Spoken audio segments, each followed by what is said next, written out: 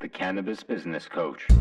Hi, Mike Z here, author of the Cannabis Business Book, and you're listening to the Cannabis Business Coach Podcast, where I chat with and coach the highest performing entrepreneurs in the cannabis industry. Hi, Mike Z is. Hi, Mike Z is. Hi, Mike Z is. The Cannabis Business Coach. Hi, Mike Z here. Welcome to the Cannabis Business Coach Podcast. And today's episode, we have Ian Dominguez, the founder and CIO of Delta Emerald Ventures, with us.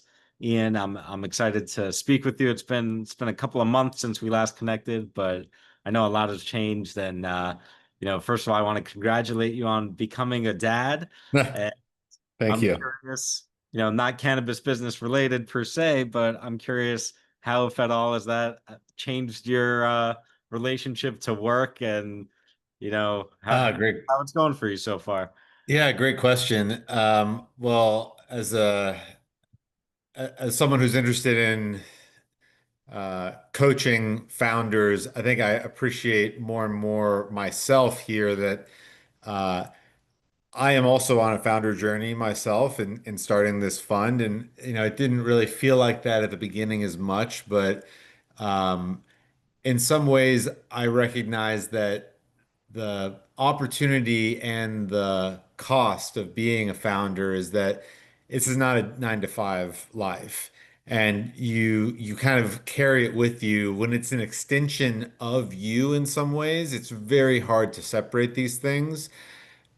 But having a child really does bring home what is it all for in the first place, right? So uh, I can excuse myself for sometimes having my business on my brain, but really being present in those moments for my son is all that really matters long term. And what I do today, the part that I might be able to play in the cannabis industry, I think about it now in terms of uh, having an impact in this world in the same way I think about raising my child, that I know that I won't be around forever, but I want to make sure that I have given people the tools that they need to succeed. And I think about that, especially with a child, but in many ways, the cannabis industry I know is going to way outlive me. And so I think I have been involved in an interesting time through the last, 6 or 7 years plus. And I really think we are on the verge of something great. And so I really want to set the industry up for success and the people that I work with for success as well. Nice, awesome. So before we talk about the present, I want to go back in time for a little bit because in doing my prep for this, I realized that you and I were at JP Morgan at the same time, actually, Yeah, and nice. albeit different lines of business, different offices, all that stuff. But I'm curious about having gone from, I guess, the very mainstream top tier Yeah. blue chip finance to cannabis. What habits or tools or frameworks or skills did you take with you from, that environment of, Fortune 500, really super corporate Mhm. finance to now being a, cannabis founder, entrepreneur, albeit venture capital. Yeah. So Great question. I My finance background and the time when I was coming up in the industry was at a point in time where data was thought of not as a nice to have, but table stakes to investing. And so what was really ingrained in the way I was taught to invest was first to think about the consumer and how their thoughts and expectations are changing. Uh, the beauty of the consumer is that those things are constantly changing, so it creates opportunities constantly and risks. But there's a big difference between thumb in the air, I think this is a big trend that will catch on, versus being very rooted in data that can help build conviction in a thesis. So to give a specific example, I probably jumped from the traditional world of finance into cannabis more on the thumb in the air, just because I believed in the category and I thought that I might have something to contribute to this industry that I cared a lot about. And I saw opportunity. But it was not until I was in it that I was able to apply what I learned previously in terms of bringing a rigorous and data-focused approach to, all right, where are we going to place our bets? Where are we going to invest not only our money, but our time? And I think that is something that I still to this day think that we are in a unique position to be kind of a conduit for information. And I do that, or we as a team do that in various ways, whether it's through a newsletter or through, we host an event every year. This is all with the idea of leading with information and leading with value for the market, and then the market will ultimately come to us if there's someone that sees what we're doing and finds value in it. Then I kind of trust that will play out over time. Awesome. Awesome. And we'll get back to the newsletter and the conference later in the conversation because I definitely want to talk about that. But let's start kind of with the foundation here for Yeah. listeners or viewers who might not know about Delta Emerald. Can you just tell us, you know, like the headline, the elevator pitch, or the thesis, just so people can understand exactly what kind of ventures you're investing in and kind of what your focus is. We are private market investors and we are focused on two pillars.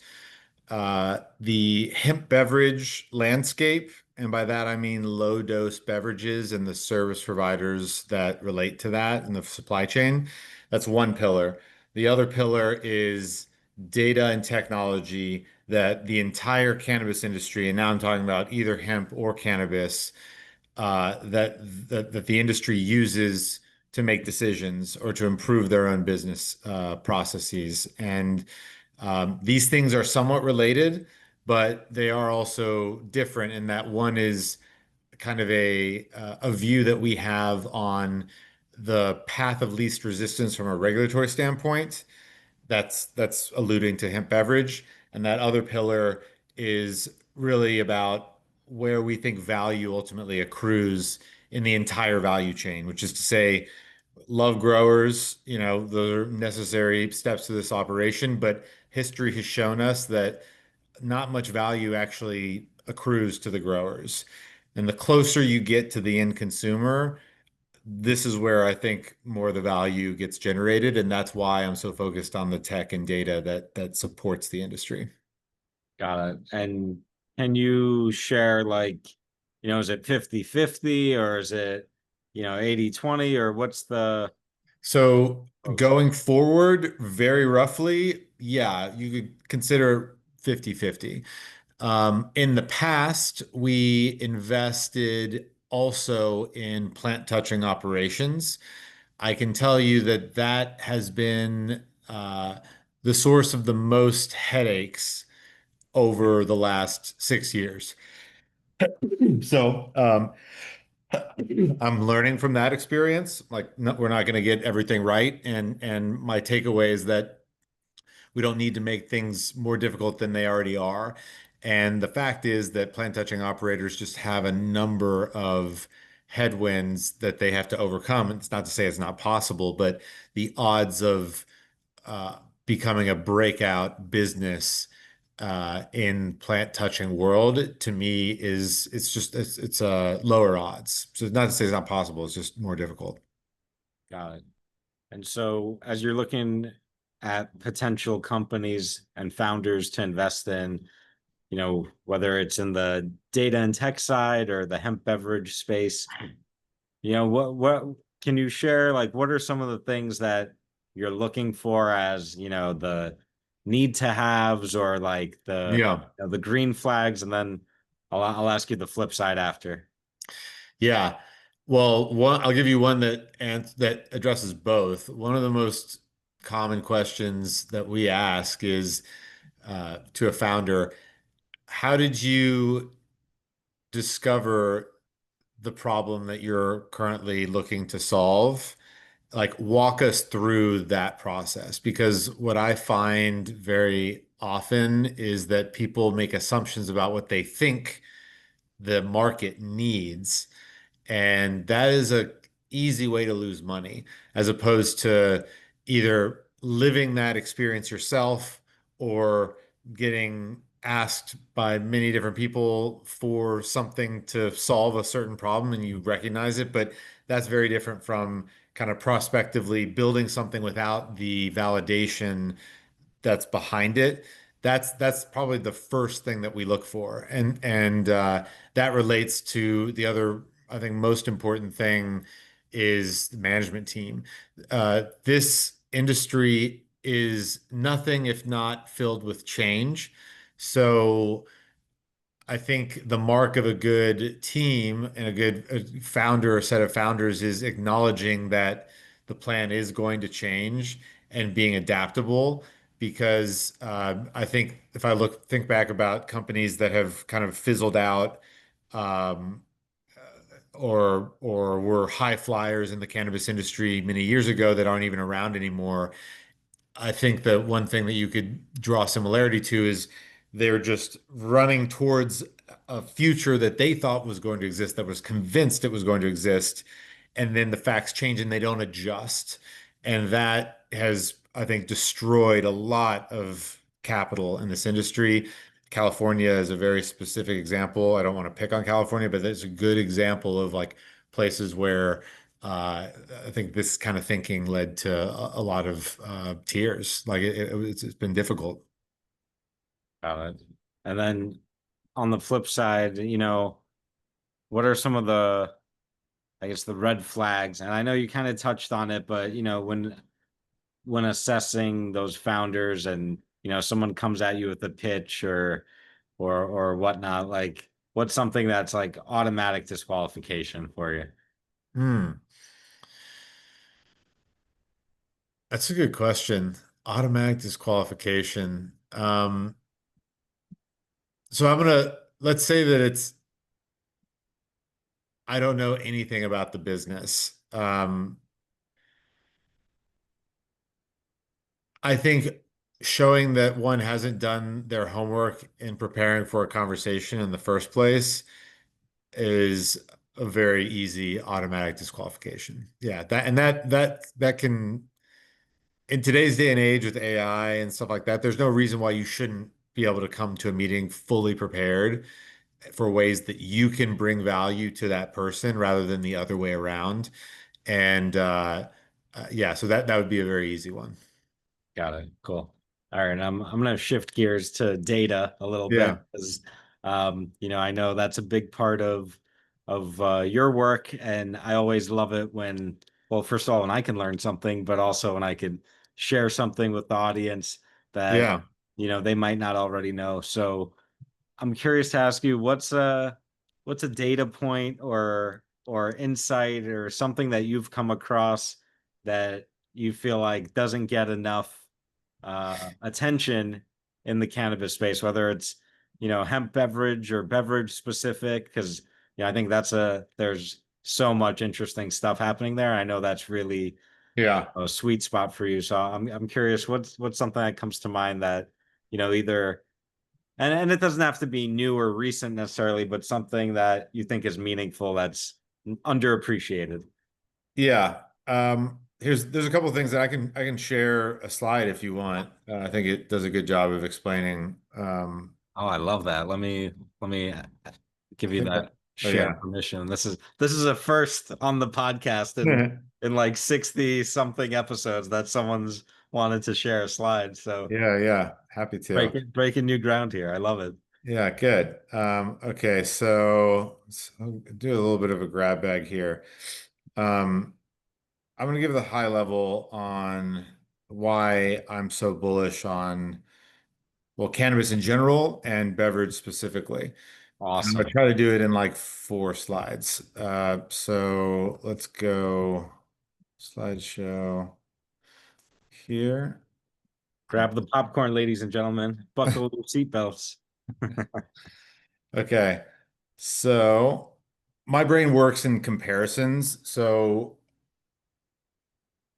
cannabis is interesting in the context of setting aside the medicinal benefits that do exist and that will likely continue to be proven that exist.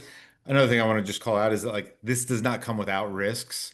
I think that the cannabis industry does a disservice by trying to sweep risks under the rug that actually do exist. We gain way more credibility being able to speak to both sides and not just try to push one agenda all day. So having said that, I think about cannabinoids that are not medically related more in the context of mood altering substance. The most mood altering substance on the planet is caffeine. But I think most people can agree caffeine, unless you're taking enormous doses of it, like, yeah, you can be addicted to caffeine, but uh, most people don't think about that as mood altering quite as much as I think alcohol lands in this world, nicotine absolutely lands in this world, cannabis that is non-medical lands in this world as well. So when I think about this, I like to compare it to things that are big that already exist. Alcohol is the obvious comparison here. $260 billion US market, where of US consumers, roughly 60% of adults consume alcohol. And that's on a past 12-month reported basis. And if you run the math, that runs out to roughly 1,700 bucks a year that the average American drinker spends on alcohol. On the right hand of the side, we have the total cannabinoid market that includes both hemp and cannabis, roughly $75 billion. I think the most important thing to call out is actually the spend per capita. Um, this number of 750 is artificially low. I'm going to show you a more specific example. If you compare the alcohol spend, that same $1,600, $1,700 that the US drinker spends on alcohol, based on our data in Oklahoma, of all states, the average Oklahoman is spending 2,100 bucks a year on cannabis. So that's 25% more than the average drinker spends on alcohol. So right off the bat, this is evidence to me as to why cannabis long term is going to be bigger than the alcohol industry. And it makes sense because alcohol is really a blunt force instrument that solves just a handful of, I don't know if you call them problems, but needs for the consumer. And cannabis, while it could also suit those same need states, it also expands the pie to more parts of the day and more consumers that the alcohol industry, frankly, doesn't touch. And I think one way to think about this, I'm going to jump forward to here. Uh, we talk about this a lot now to get into beverages, but you could argue the same for other things too, that cannabis offers opportunity through the day, where we would say that it's not generally considered, I don't know, acceptable socially or what have you to be drinking, let's say, alone or to be drinking, say, before noon. These are kind of expectations that we as a general population have kind of developed. But the thing about cannabis is, in my view on this, is if it provides relief to an adult, a consenting adult, and it's not 5 o'clock happy hour time, but say when they get out of bed, who are we to say that they shouldn't have access to that? And my favorite example of this is actually one of our portfolio companies, a hemp beverage brand. They sell products in D2C, and one of their most consistent and highest order total order size is actually a retirement community based in Minnesota that is ordering this, I'm not going to say by the truckload, but large batches of THC beverages that are, I assume, being purchased as a group for the retirement community. Some fun uncle or fun grandpa is like picking up the tab for other people, who knows? But to really like bring that home though, if those drinks, those low dose beverages are bringing relief to those folks in the morning, who are we to say that they shouldn't have that? And so this just goes back to the point that there's way more surface area of the day and more surface area of humans for which cannabis can provide some value. So that's like fundamentally why I think the cannabis industry will be bigger than alcohol long term. Now, the path to getting there is the other part of this conversation. And that's where I want to point to another slide here. And this is really important for people that are just starting to get more familiar with these two industries. These worlds are converging. So cannabis obviously first started in illicit trade. Then we invented this thing called dispensaries. And dispensaries now, depending on the state, is where you have access to certainly higher potency products and any cannabis product, say like in California. Um, but the thing about dispensaries is that there are only about 12,000 of them in the US today. And as hard as you work to increase the number of dispensaries in this country, you are talking about years, if not decades, before you come anywhere close to what already exists in the broader retail landscape that already services the consumer today. And I think the most important thing to remember about this is that the cannabis industry, part of what it got wrong was overly focusing on, for lack of a better term, the stoner world. And that's the left side of this page. The problem is that most people are not stoners, just like most people are not heavy drinkers. And so the way to really, if you really want this industry to grow to its full potential, you have to recognize that it's not going to be done on the left side of this page. You have to employ other ways to get to the consumer that is not used to engaging with the left side of this page.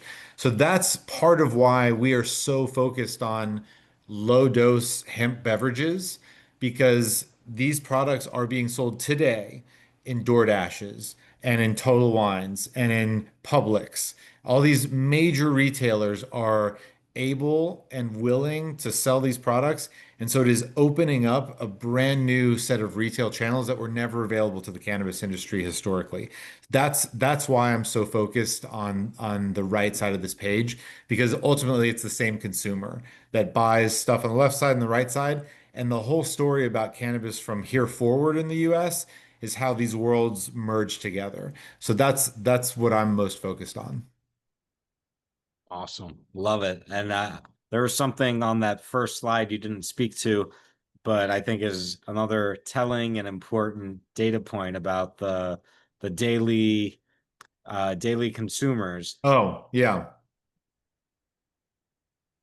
So so I think what was that in 2022 that there are more daily cannabis consumers than alcohol consumers in America for the first time, since they started tracking that, which Yeah. I think is telling. And we have, especially the younger generations are turning away from alcohol, and alcohol seems to be trending down. I don't know if that's true on the bigger picture, but at least in certain demographics, I know Gen Z is like one of the fastest growing cannabis consumption groups. And, I don't know how, if they're embracing alcohol or if they will later, but I think it's another interesting thing to consider. Yeah, I'll share a little bit more on that point. Just briefly.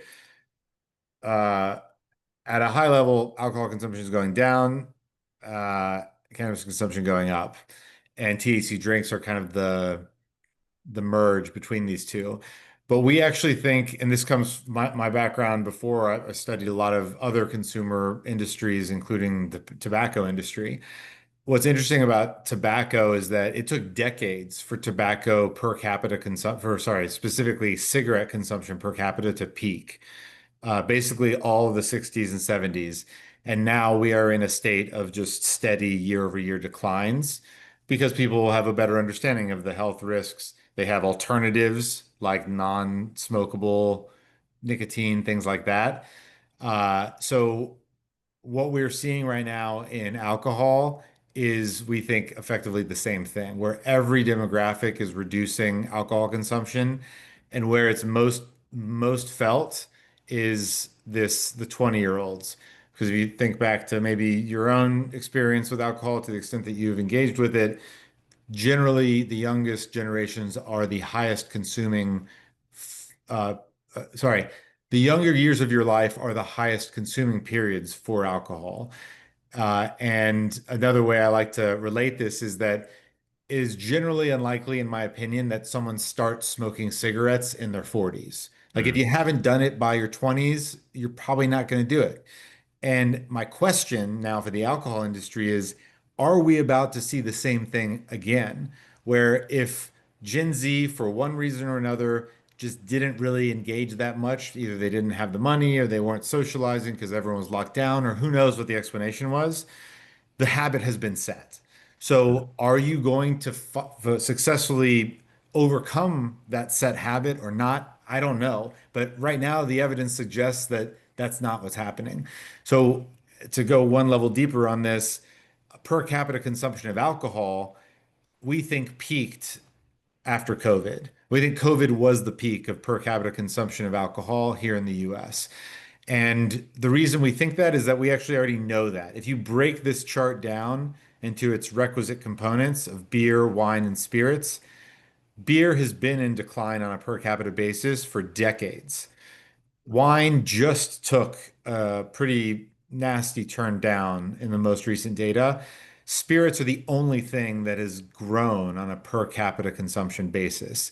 And that now is starting to slow down too. So I don't see any way that this chart does not end up looking like cigarettes. And we see, so then you ask, okay, well, are people just completely done with any type of mood altering substance, or are they open to other alternatives? And that's where I think cannabis is the right product, right time for what the consumer is focused on right now.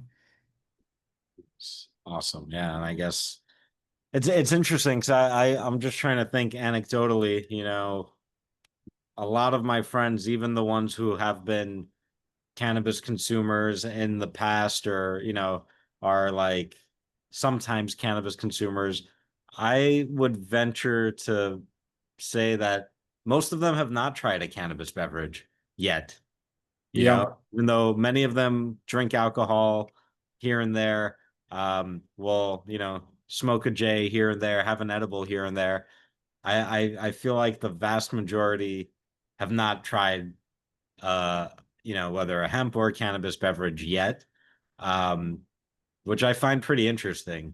So maybe I got to bring that to the next barbecue or whatever and be the gateway here. But it's interesting because I, for one, have in my personal use have shifted from combustion and vaping more towards edibles and beverages, Yeah. precisely because of the health consequences and from Mhm. just seeing more and more how and knowing more and more how things are created and fact Yes. of it, it's like, feels a little healthier to, or from a harm reduction standpoint, it's unquestionably better to have an edible than smoke anything. uh Yes. so it's interesting to see how that'll play out in the next few years, as I'm guessing my peers who are more like, you know, I guess the average, Yeah. not not a cannabis nerd and not a cannabis Right. whatever I am. So I do think that, anecdotally anyway, this we're still in the early stages of adoption here of, Yeah. people going to cannabis beverages or hemp beverages, and I think what's especially interesting is kind of what you pointed out with that one slide about the different time of day and different use cases, Yes. because it's and you talked about caffeine, which I was just saying to a buddy the other day that, you know I've never had withdrawals with cannabis like I've had with caffeine when I, miss a few days of my tea regimen or whatever. It's extremely uncomfortable. And so I think caffeine is a much harder drug or substance to kick than cannabis, but the potential to have, the different need states or use cases met by cannabis. I think that's huge, because you could have that energizing morning drink with Exactly. formulation. You could have that go to sleep, relax drink in the evening. You could have that social kind of fun, giggly drink. So I think that, and I don't know personally, I haven't come across those products yet as far as like very dialed in beverages for those specific use cases, but I can't imagine that they're that far off. And maybe that's something you've seen because I know you're really immersed in this. Is that something you're seeing from the product side, or is it Yes. getting there? Is it almost there? Is it there? Like, what's Yeah. your sense?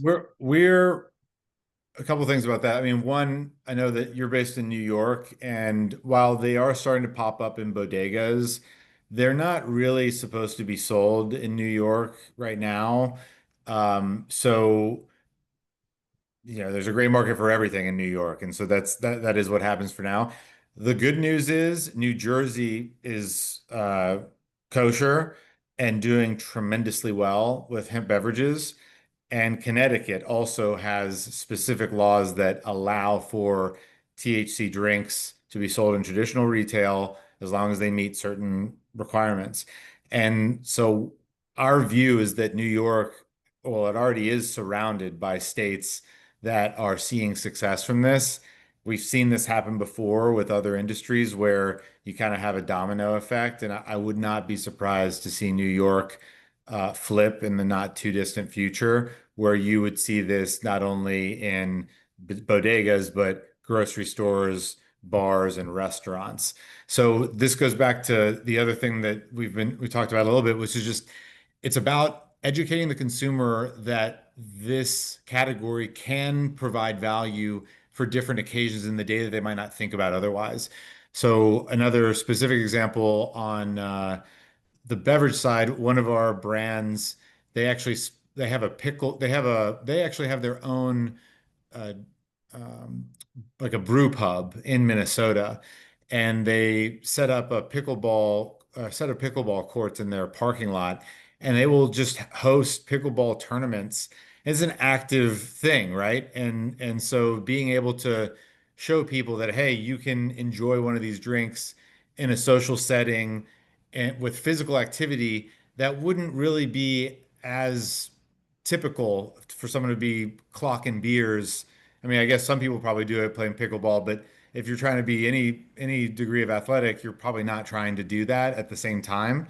So it is about just opening the consumer's eyes up to the potential of this. And the other thing I was just going to add is I think your journey makes sense to me. The more you know about how these products are made, my one of my big concerns about the industry is how much of the supply chain in vape is reliant on Chinese manufactured components. And we don't have, in my opinion, the best track record of supply chain certainty and like knowing what's truly in those components. And it does matter. You're heating these products up, whether like the oil's being heated up, but the entire casing and battery components, all that stuff is taking on high degrees of temperature, and you're drawing air over that machinery and you're breathing it in. So it's an area that I think going back to things that like we maybe sweep under the rug to our peril. I think the industry would be better suited if we address these issues head on. That's again why I think liquid beverage is so preferable because you don't run into these types of issues. Yeah, well, I'm glad you brought that up again because I think I 100% agree with you that, you know, a lot of consumers have unfortunately taken on the view that there is no harm or risk in Yeah. this consumption and that it's perfectly safe and harmless, and that's just sadly not true. And you gave one great example with the vape components and vaping in general. I think is and dabbing and all that stuff is, unless you really know the supply chain and kind of where the product came from, that it was made correctly and all that stuff, there's we have very little data on the Yeah, harms of it, and I think it's largely a question mark that, maybe a couple of decades from now we'll look back and say, "Ooh, probably we should have been a little more careful on that one." But um, so I'm glad you brought that up because that's something that I'd love to always reiterate that this is not risk-free, this is not harmless, this is not for everyone. And while I certainly am a huge proponent of the medicinal value and even social value of cannabis and cannabinoids, it's definitely not not without risk or without harm. Now, absolutely. Yeah, I think to piggyback on that, the other the other topic that I ride a lot is on potency. Because when you talk to regulators, state regulators, and even people at the federal level, the most consistent and I think valid concern that people raise is about high potency products. Whether you're talking about what happens if a kid gets their hand on any type of product that's cannabis related, well, by definition, them getting their hands on higher potency products carries a higher degree of risk. And there's the obvious point that, like, we cannot deny the fact that there are certain people for whom it looks like high potency cannabis products are not good for their mental health. And we can't just ignore that. Or cannabis hyperemesis syndrome. It's a digestive issue that is not fully well understood right now, but also looks like it's very much tied to potency. So the old adage of the dose makes the poison, remember, like you can die drinking too much water. It rarely happens because you have to drink a lot of it. And while I know people like to talk about, oh, there's no known dosage limit that can kill you for cannabis. Yeah, that seems probably true, but that doesn't mean that you can just go full bore and at high potency day after day and not expect some type of consequence. And we don't really know exactly what that is, but common sense prevails here. You have to assume that if you can manage to get to what you need at lower potency, that's probably a smarter path. yeah, yeah, no, totally. And I'll just say for most people, minimum effective dose is like 2 or 3 milligrams of THC, and you Yeah. really don't need much more than that. And then for those desired, effects or whatever, it's really more about the terpene and the other cannabinoids than it is about and their composition than just pure THC. But Yeah. um, I also just wanted to say quickly, um, you know, I remember a couple of weeks ago I was in Crown Heights here in Brooklyn in a bodega, and they had about a dozen different hemp THC beverages on the shelf. And I remember being surprised that they had such a variety because I've Yeah. seen, a couple of places that will have like, 2 or 3, but this one had like, almost a whole shelf. And I was just like, whoa, like this is, that was wild for me because I just remember growing up in Brooklyn, that would have been unthinkable. But I think, it would be very interesting. I would love to see it more, even more mainstream and in bars and restaurants as an alternative. And I've seen it here and there, but it's definitely the exception and not the rule. But Yeah. I think you're absolutely right that it's inevitable. It's this. Well, actually, let me ask you this because I think it's been in the news recently for regulations and what's going on in Texas, for example, and it seems like there's finally some pushback. Hmm. So I'm curious, what is your take? Is the genie out of the bottle? Is there any chance that these hemp-derived beverages get run into a regulatory roadblock or become banned or anything like that, or is that unlikely in your view? There's always risk. That would be, I think, a bad long-term decision from a policy standpoint. Um, I think the way I think about it is I don't really care what we call it. Call it cannabis, call it hemp. If you stick to the vision of low dose is better than high dose, and if you think about the spectrum of risk of different ways to consume the product itself, then you will tend to land, I think, where I am, which is low dose beverages has the path of least resistance from a regulatory standpoint. And again, whether it's hemp or otherwise, it doesn't really matter because what we're really talking about is we are coming out of prohibition, whether people like it or not. This has happened before with alcohol. And in fact, alcohol is very indicative. When we came out of alcohol prohibition, we literally said low dose alcohol, as in 3-2 beer, sell it everywhere. Sell Mm, it everywhere so that we eliminate the criminal element, the bootleggers and whatever. And then for higher potency alcohol, like liquor, let the market decide whether it's a town that wants to be a dry town or a county or whatever. Let them decide what their rules of engagement are. So that's all I'm saying is going to happen here. It's already happening that we are bifurcating based on potency. And in that world, I think low dose beverage wins. So to answer you specifically on federal movement, I think it's a sign of progress. I also think that you never know until we get a final bit of legislation. One thing I've learned is as a friend of mine told me, watch the roller coaster, don't ride the roller coaster. So all this oftentimes is posturing and negotiating tactics. Yes, at its surface, you could say, oh my gosh, a ban is going to come and destroy the whole thing. But just take a step back and think about the progress that we're making and what makes the most sense from a regulatory standpoint. And that's kind of how I think about it. got it. Cool. And now I want to shift gears to go back to the your event and the Delta Dispatch, the newsletter. So let's start with the summit because I know that for years it was Canada Con, and Yeah. I know for 2026, if I'm not mistaken, it's now become Cannabev Summit. So Yes. you're really going Going all for in it. on Bev, yeah. And Yeah.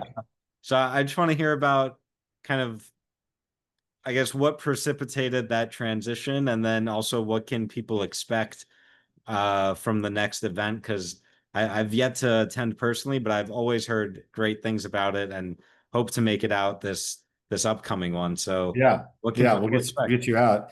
Um, so as far as the change, you referred to yourself as a cannabis nerd, and I definitely also am a cannabis nerd.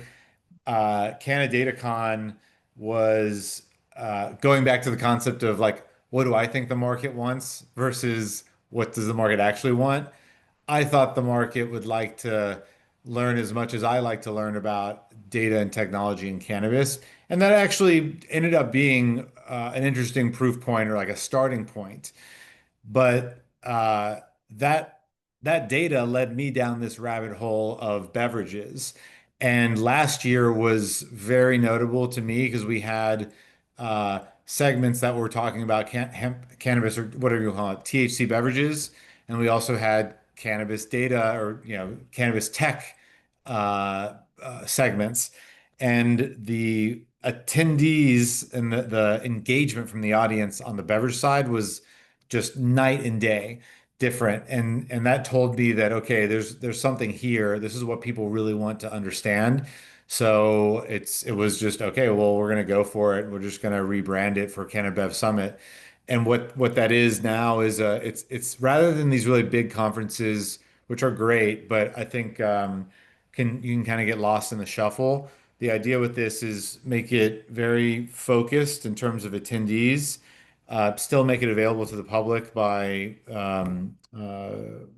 live stream, and then really focus on a key set of topics and bring some real thought leaders, not just people thumping their chests from the cannabis industry, but I'm talking about people from the FDA, people from the beverage alcohol industry and broader CPG, having folks in the dialogue that are not even in the cannabis industry today that can actually bring some real world experience. Because if you go back to like, I think these worlds are merging, you need that head, like, the head of VC at Pepsi to be in that conversation because that's who you want to really be talking to long term. Or, you know, a leading convenience store chain who very much wants to carry these products or maybe already is, those are the folks you want to be talking to. We spend too much time echo chambering in the cannabis industry, and I think it's more about uh, breaking new ground into where the industry is ultimately going to land.